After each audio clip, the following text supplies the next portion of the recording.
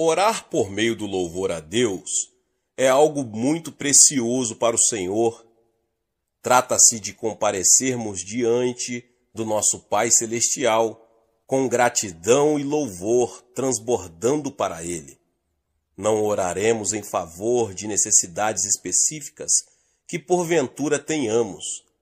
É um tempo especial para expressar nossa gratidão ao Pai. O Salmo 91:3 diz: Tu és o Santo, entronizado entre os louvores de Israel.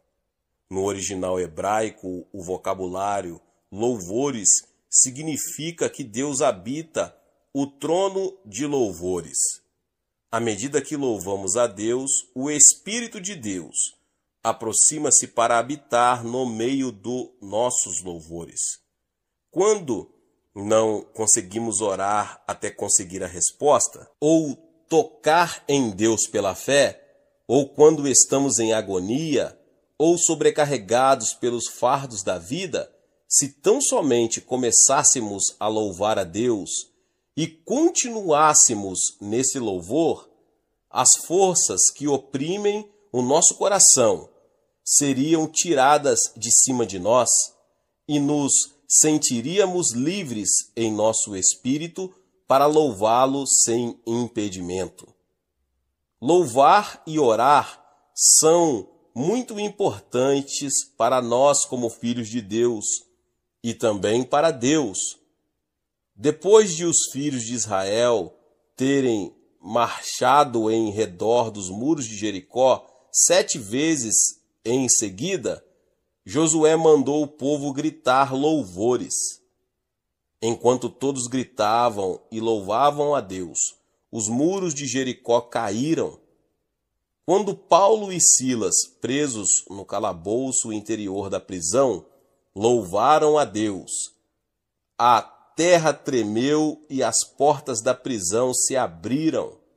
O louvor a Deus traz a sua grandiosa obra para o nosso meio. O que faremos para louvar a Deus e como louvaremos a Ele?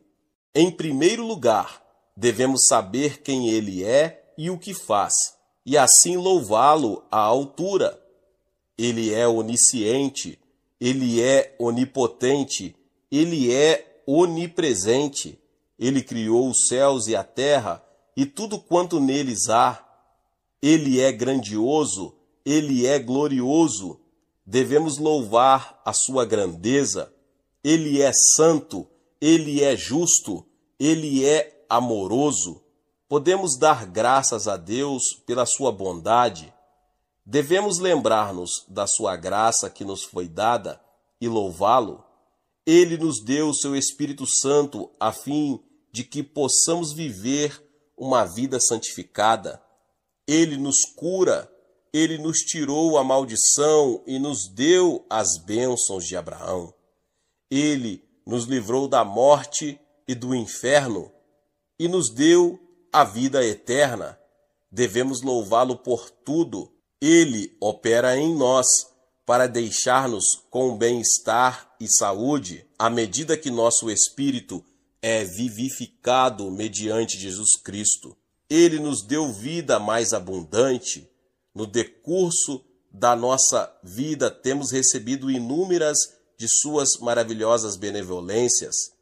Quando passávamos pelas aflições e sofrimentos da vida, Ele nos livrou fielmente e continuamos vivendo nas suas bênçãos abundantes. Devemos relembrar com louvor essas muitas bênçãos, lembrando-nos da sua bondade em nosso passado, e esperando a sua bondade para o restante de nossa vida. Sempre teremos muitos motivos para louvá-lo. A nobreza da verdadeira fé cristã vê-se em nossas ações de graça e louvor a Ele. A palavra de Deus afirma: aquele que oferece sacrifício de louvor me glorifica, e aquele que bem ordena o seu caminho, eu mostrarei a salvação de Deus. Salmo 50:23. As ações de graça e o louvor devem ser dirigidos somente a Deus.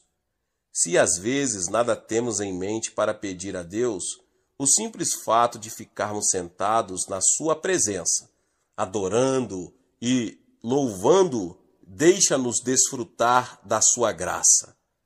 Há muitos anos, quando fundávamos nossa primeira igreja em Buvandong, numa área de favelas em Seul, certo ancião que vinha fielmente às reuniões de oração de manhã cedo orava assim: Deus Pai, só quero agradecer-te, só te agradeço, Pai. Obrigado, obrigado. Todas as manhãs ouvíamos a sua oração, oferecendo ações de graça e louvores a Deus.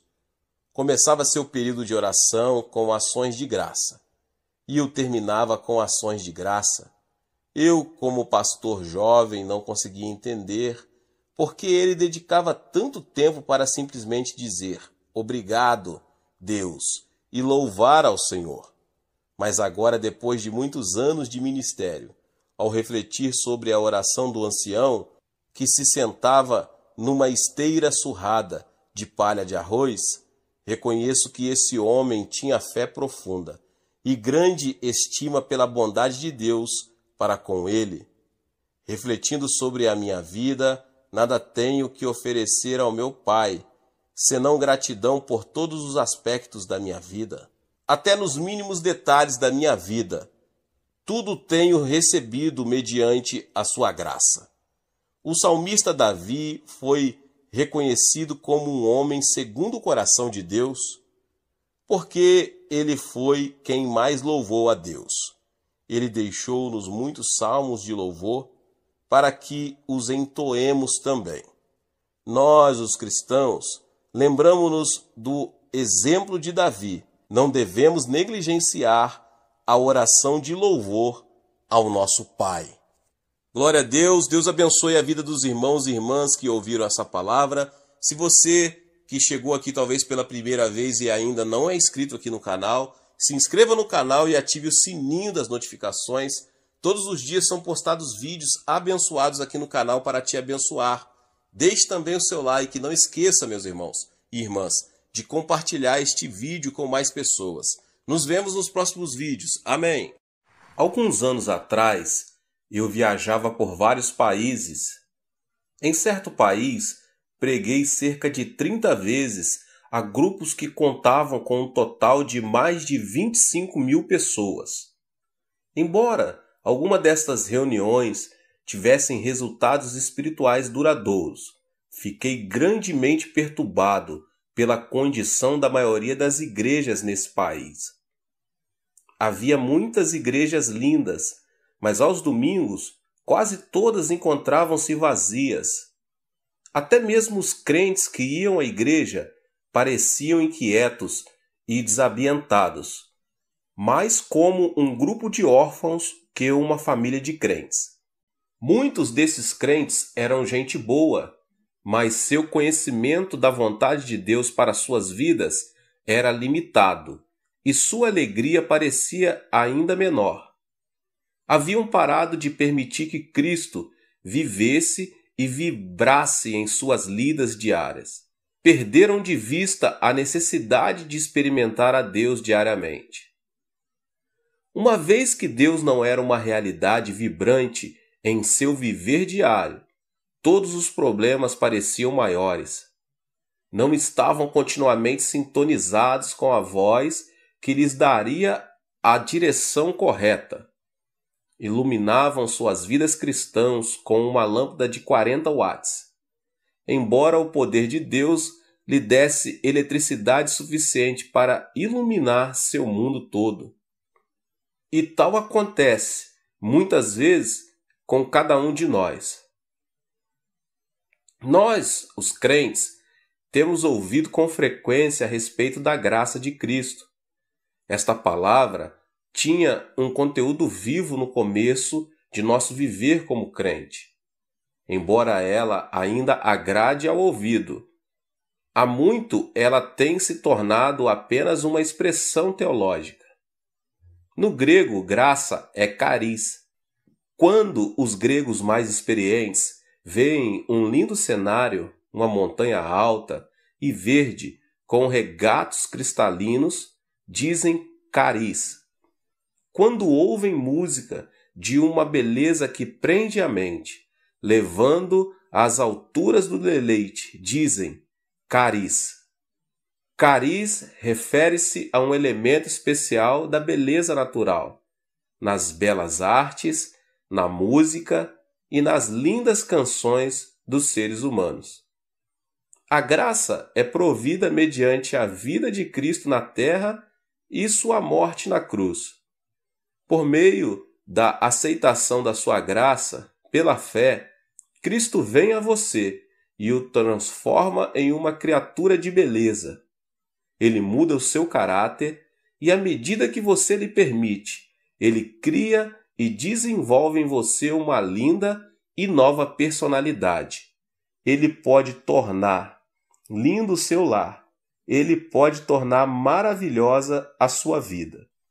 Em Efésios 1:6 lemos: a riqueza da sua graça, que Deus derramou abundantemente sobre nós. Esta é uma graça que não deve ser experimentada apenas uma vez em sua vida, mas em muitas ocasiões. Cerca de 20 anos atrás, minha sogra e eu visitamos uma das piores casas que já vimos. A família que aí residia tinha 10 filhos, mas era destituída de posses materiais. O pai era alcoólatra. Este homem, em certa época, também havia sido viciado em narcótico. Um sobrinho seu, presidente de uma das melhores faculdades médicas da Coreia, fez tudo o que encontrava ao seu alcance para curar o vício do tio, mas não conseguiu. Pôde apenas levá-lo ao modificar o hábito, passando de narcótico para o álcool. Esta mudança, contudo, acarretou uma situação pior. Seu tio, pai de 10 filhos, com o tempo, tornou-se alcoólatra crônico. Bebia desde cedo até tarde da noite. Seus filhos engraxavam sapatos, tentando ganhar dinheiro suficiente para sustentar a família. Mas o pai tirava todo o dinheiro que eles ganhavam para comprar bebida em vez de alimento. O dinheiro que o pai porventura ganhava também era usado para o álcool. Sem dinheiro, a família toda vivia como mendigos. Quando tive a oportunidade de falar com a esposa dele a respeito da vida em Jesus Cristo, ela encontrava-se muito triste. Estava magra por causa da má nutrição. Tinha problemas cardíacos e dores estomacais, e seu estado mental era de profunda depressão. Enquanto falava com ela, ela não queria me ouvir. "Quero morrer", respondeu ela. "A melhor coisa que poderia acontecer comigo é a morte. Por causa do amor que tenho à minha família, não cometerei o suicídio. Senhor, seja bom para comigo. Por favor, por que não me mate?" "Eu não vim aqui com a finalidade de matá-la", disse eu com firmeza. "Vim aqui para falar-lhe da graça de Jesus Cristo." "Mas ir para o céu não me importa", respondeu ela. "Não me preocupo com o inferno. Tenho vivido no inferno em minha vida por muito tempo." "Irmã", desafiei-a, "gostaria de ver sua vida mudada? Gostaria de ver seu marido transformado? Gostaria de ver Cristo entrar em seu lar e torná-lo um lugar belo?" "Ah, isso não é possível", exclamou ela. E respondi: "Jesus Cristo veio a fim de dar-lhe sua graça, um dom, e para ganhá-lo você não precisa pagar nada. Ele disse que sua graça seria suficiente para suprir todas as necessidades. Cristianismo é mais que belos ensinos, mais que mera religião. Quando a pessoa se torna crente, Jesus Cristo entra em sua vida e dá-lhe sua graça. Ele a torna linda." Ela ouviu minhas palavras com interesse e começou a ir à igreja. Logo saiu de sua depressão. Deus curou-lhe as dores estomacais e os problemas cardíacos. Ela decidiu ser crente e tornou-se uma pessoa linda.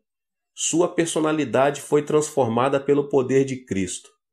Desta época em diante, minha sogra e eu oramos com ela para que seu marido fosse liberto do alcoolismo. Todos os que ouviam falar que estávamos orando por seu marido riam-se de nós. Muitas vezes, ele próprio ia à igreja a fim de ridicularizar-nos. Contudo, persistíamos em nossas orações a Deus. Sabíamos que a graça de Jesus Cristo podia mudar seus desejos e personalidade.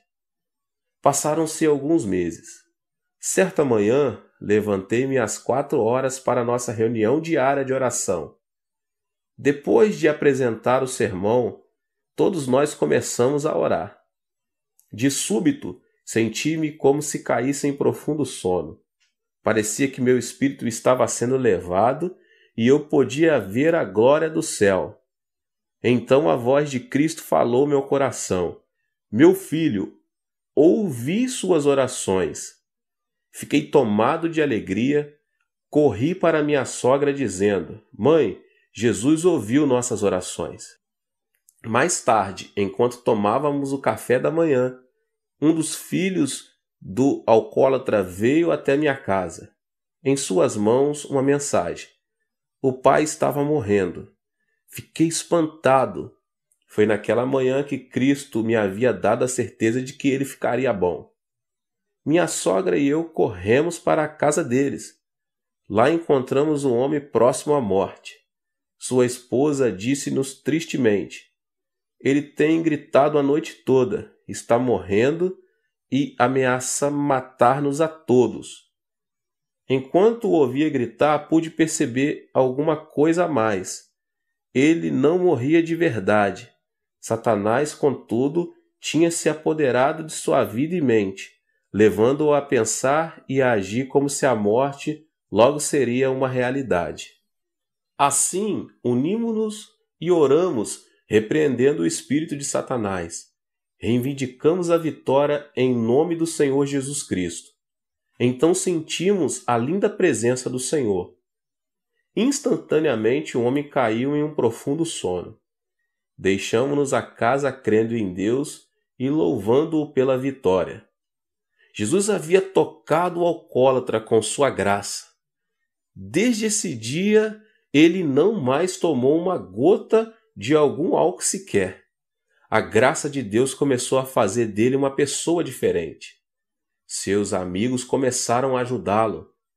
Certo amigo deu à família um saco de arroz e o pai trouxe-o para casa em vez de vendê-lo a fim de comprar bebida.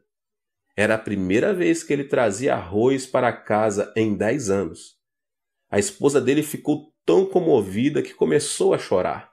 Então ela se lembrou de meu sermão sobre pagar o dízimo. Ela separou a 10ª parte do arroz, mas não se sentia à vontade em dá-la a Deus. Ora, Jesus, argumentava ela, tu sabes que precisamos deste arroz. Compreenderás se não dermos o dízimo dele. Assim, ela colocou a 10ª parte do arroz de volta no saco. De novo, porém, lembrou-se do princípio divino do dízimo e novamente tirou um 10º. Depois de algum tempo, despejou o arroz de volta no saco. Era grande sua luta interior. Às 4 horas da manhã seguinte, com grande esforço, ela separou a 10ª parte do arroz novamente. Saiu de casa e começou a andar a caminho da igreja. Enquanto andava, lágrimas inundavam-lhe os olhos. Não podendo ver a estrada com clareza, tropeçou e caiu muitas vezes. Finalmente chegou para as orações matinais, toda suja e triste. Entregou o arroz, caiu ao chão e chorou. Ela parecia tão triste que me deu vontade de dar-lhe o arroz de volta, mas não o fiz. Ela tinha que aprender os princípios básicos da vida cristã. Tinha que aprender a experimentar a graça de Cristo diariamente. Então oramos juntos e abençoei-a em nome de Jesus. Um mês mais tarde, ela veio correndo à nossa casa. Pastor, pastor, exclamou ela, Aconteceu um milagre. O que aconteceu? Perguntei. Ela respondeu alegre. Temos comido daquele saco de arroz por mais de um mês. Esta manhã meu marido perguntou-me como é que eu conseguia alimentar a família com um único saco de arroz. Ele já durou por mais de um mês. Fomos à sua casa para verificar o fato. Havia exatamente 1/10, a quantia de seu dízimo restante no saco. Toda vez que ela tirava um pouco de arroz para cozinhar, 1/10 sempre permanecia. O milagre continuou até seu marido comprar outro saco de arroz. Assim que comprou outro, o primeiro se esvaziou. A graça diária de Cristo também começou a operar em seu lar. Por causa da pobreza da família, todos os filhos trabalhavam arduamente o dia todo. Então os filhos começaram a frequentar a escola. Hoje o marido é ancião da igreja. 2 dos seus filhos são pastores, cada um deles com um lar cheio da beleza de vidas dedicadas a Cristo. Esta família inteira aprendeu a importância de experimentar a graça de Cristo diariamente. Há 4 palavras na língua grega para expressar diferentes tipos de amor. Uma palavra é eros. Este é o tipo de amor que sentimos pelo sexo oposto. Amo muito a minha esposa e ela também me ama. Quando me encontro fora, em viagem evangelística no exterior, procuro escrever-lhe uma carta todos os dias. Contudo, posso perceber alguns sentimentos egoístas em nosso amor, pois há momentos em que desejo que ela me ame ainda mais do que a amo. Há ocasiões em que ela deseja receber mais amor do que oferece. De modo que, em certas oportunidades, discutimos.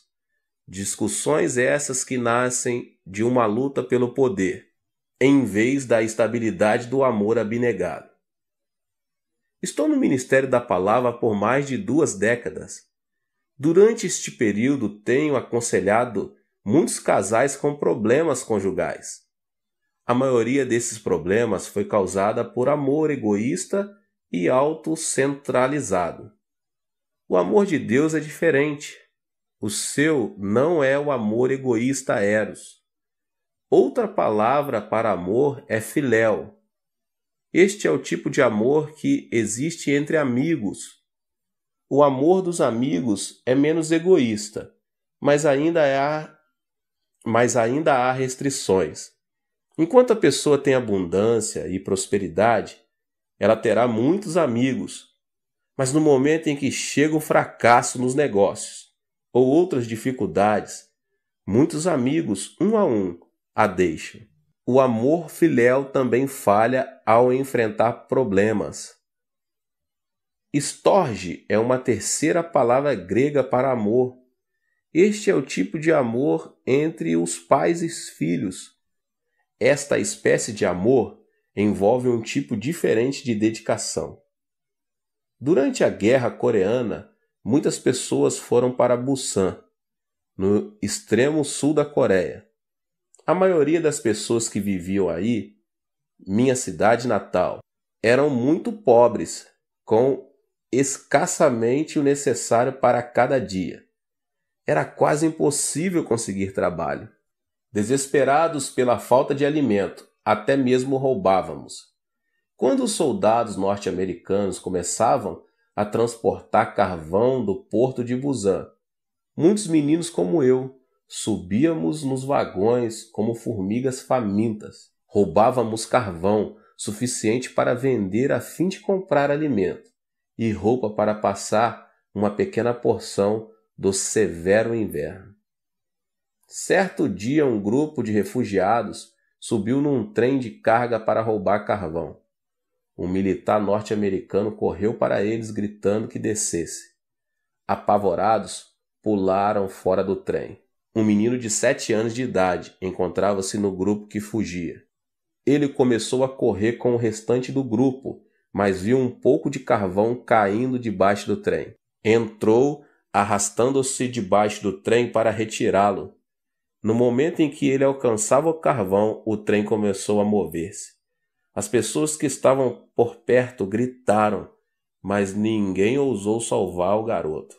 Então, um senhor de meia idade correu para debaixo do trem.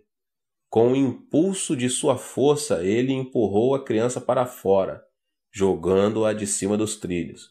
Mas o homem já não estava seguro. A seguir, ouvimos o ruído dos ossos do homem, quebrando-se à medida que as rodas de aço estraçalhavam-lhe o corpo. O homem deu a vida por aquele menino. Era seu pai. Tal é o amor de pais cuidadosos. O amor estorge. Leva os pais a ações heróicas. É um maravilhoso tipo de amor, mas ele também tem seus limites. É um amor limitado aos pais e aos filhos. Na língua grega, o amor de Deus é ágape. Ágape é diferente de eros, diferente de filéu e diferente de estorge. Ágape é um amor incondicional, o amor de Deus mostrado mediante a vida de Cristo e de sua morte na cruz do Calvário. Deus não nos ama porque podemos dar-lhe algo de volta. Ele não nos ama porque podemos passar horas alegres de amizade com Ele. Ele não nos ama porque tenhamos alcançado algum ponto de perfeição humana. Deus nos ama sem condições. Deus é amor e é de sua natureza amar. Cristo viveu uma vida sem pecados e de livre e espontânea vontade sofreu a morte de torturas de um criminoso por causa do amor ágape. Cristo sofreu na cruz a morte que era nossa. Por meio de Cristo, Deus provou que nos ama, a você e a mim, a despeito de nossos pecados, nossas fraquezas e do fato de não merecermos o seu amor. Se você colocar sua fé em Deus, Ele pode purificá-lo dos seus pecados e conceder-lhe o perdão. Com a ressurreição de Jesus, provou-se o poder de Deus, poder que pode dar força às nossas debilidades. Deus apresenta um convite a todos nós. Vinde a mim, todos os que estáis cansados e sobrecarregados, e eu vos aliviarei. Isto está em Mateus 11:28. O amor de Deus é amor para hoje, amor pelo qual você e eu podemos viver. Jamais tenha dúvida de que você é profundamente amado por Deus. Você tem a habilidade e o privilégio de falar diariamente com Ele, diretamente com Ele também. Não se preocupe com os pecados passados. Deus pode conceder-lhe perdão mediante a fé em Cristo. Não se preocupe com os seus fracassos. Deus pode dar-lhe a força para vencer e ter sucesso. Não se preocupe com suas insuficiências. Mediante Cristo você é fortalecido. Não se preocupe com suas frustrações. Deus mostrou que a frustração última, a morte, é impotente perante sua vontade. Grande parte da Bíblia ocupa-se com o relato do amor de Deus ao homem. Leia-a diariamente e deixe que ela fale do amor de Deus a você. Faça da oração parte de suas atividades diárias. Converse com Deus com honestidade e do íntimo do seu coração e mente. Permita que Deus lhe responda com palavras de amor e sabedoria. Deus o ama profundamente. Paulo termina a segunda carta aos Coríntios com estas palavras: a graça do Senhor Jesus Cristo e o amor de Deus e a comunhão do Espírito Santo seja com todos vocês. 2 Coríntios 13:13. Nestas palavras, o apóstolo Paulo reconheceu a importância de experimentarmos a graça de Cristo e o amor de Deus. Ele também aponta o terceiro aspecto, a presença do Espírito Santo. Se parafrasearmos este versículo diretamente na língua grega, teríamos: a graça de Jesus Cristo e o amor de Deus estejam em vós mediante a comunhão do Espírito Santo. O Espírito Santo é o meio pelo qual recebemos a graça de Jesus e o amor de Deus. A palavra grega para comunhão neste versículo é koinonia, que significa companheirismo, a qual envolve 3 aspectos distintos. Os dias do Antigo Testamento foram a época em que o nosso Pai Celestial lidou com o homem mais diretamente que nas eras seguintes. Então o Pai enviou seu Filho, Jesus Cristo, que viveu e andou entre os homens por 33 anos. Enquanto vivia na terra, Cristo falou de outro que viria depois dele. E rogarei ao Pai, e ele vos dará outro Consolador, a fim de que esteja para sempre convosco, o Consolador, o Espírito Santo, que o Pai enviará em meu nome. Esse vos ensinará todas as coisas, e vos fará lembrar de tudo o que vos tenho dito. João 14, 16 e 26. Hoje, mediante a pessoa do Espírito Santo, podemos experimentar o amor de Deus e a graça de Cristo. O Espírito Santo é uma pessoa, o terceiro membro do Deus triuno e uno. Não podemos verdadeiramente conhecer a pessoa somente por seu nome, nem mesmo mediante uma apresentação formal ou uma polida de troca de cumprimentos. Só conhecemos uma pessoa por meio da comunhão íntima e do partilhar amor mútuo. A fim de termos comunhão com essa pessoa, devemos compreender um ao outro, falar um com o outro, partilhar ideias, temores, sonhos e esperanças.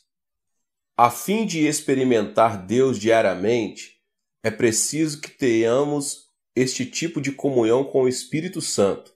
Devemos dar-lhe acolhida em nosso coração, falar com ele sinceramente e desfrutar de sua presença.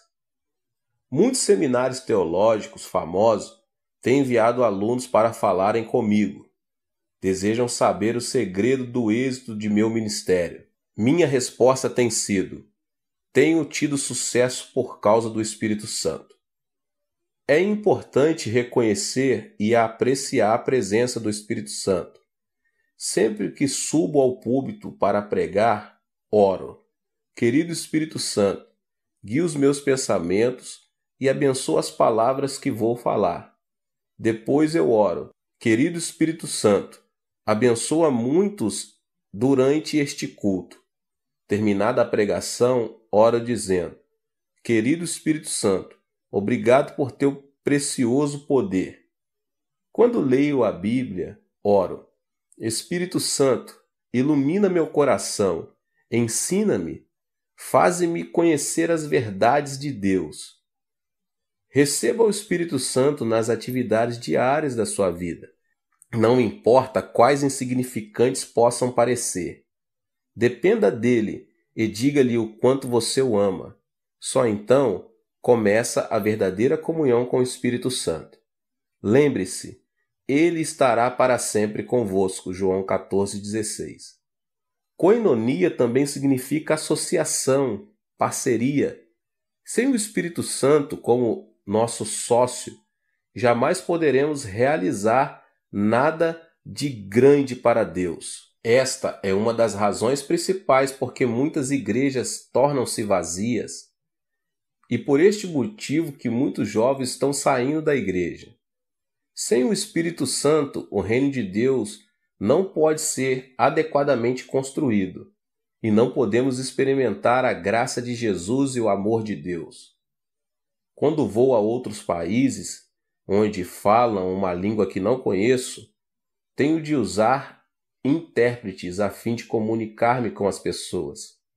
Falo em inglês e o intérprete traduz meus pensamentos e minhas palavras para a sua língua nativa. Em certo sentido, somos parceiros. Se esta parceria funcionar bem, o culto terá êxito.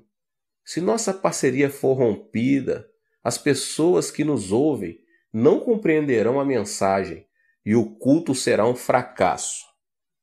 Você já parou para pensar que pode ter existido fracassos espirituais em sua vida de fé?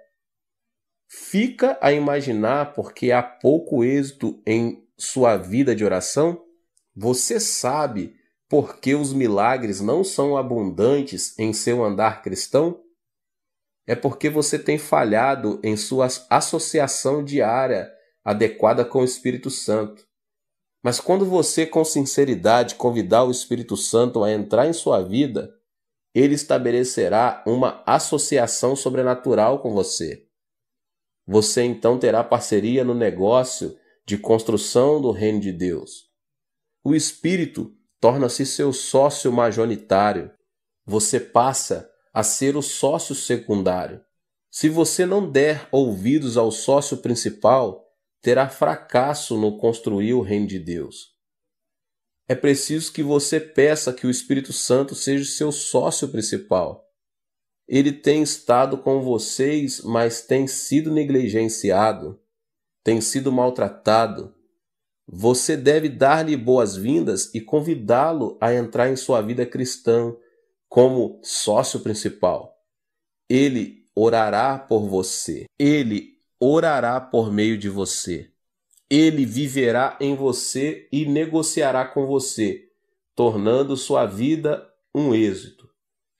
O Espírito Santo deseja construir o reino de Deus mediante você. Ele deseja dar-lhe o poder de Deus que somente uma associação profunda com ele pode desenvolver. Koinonia propõe transporte. Transporte é um serviço de que todos nós necessitamos. Quando a pessoa desejar ir a outro país, geralmente vai de avião, de trem ou de carro. Até mesmo nos supermercados vemos os resultados do transporte. O alimento e legumes que aí se encontram foram trazidos de lugares distantes, e o transporte desses bens enriquece-nos a vida. A maioria de nós lembra-se da pessoa que nos trouxe muitas coisas que desejamos e de que precisamos, o transportador. Ele já nos trouxe de tudo, desde alimento até aparelhos de televisão. Embora em geral ignoremos a sua importância, ele nos trouxe coisas que tornaram nossa vida mais agradável. Em certo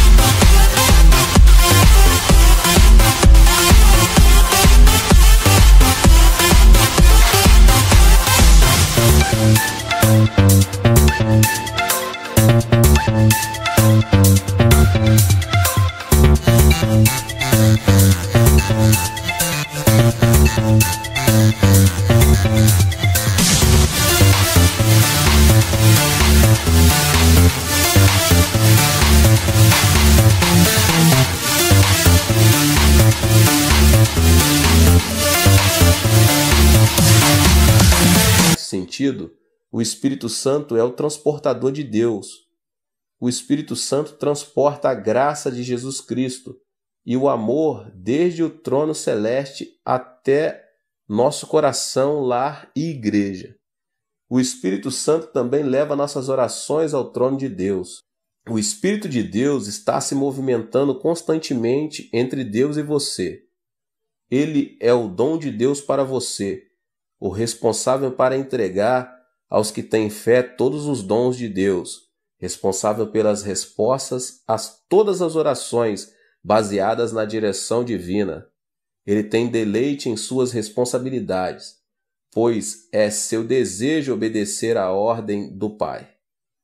Para uma vida cristã de poder, é preciso que você experimente a Deus diariamente.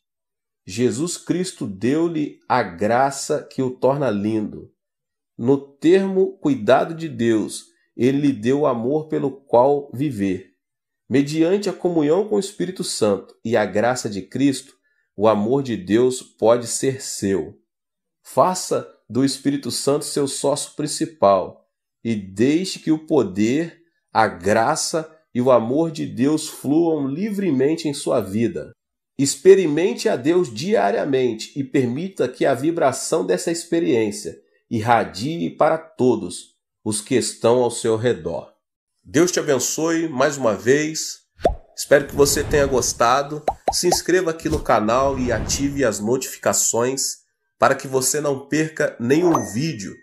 Tem muitos vídeos aqui do Pastor David Poyong Cho. Não esqueça de deixar aqui o seu like e também compartilhar com as pessoas que você mais ama. Deus te abençoe e nos vemos nos próximos vídeos. Tchau!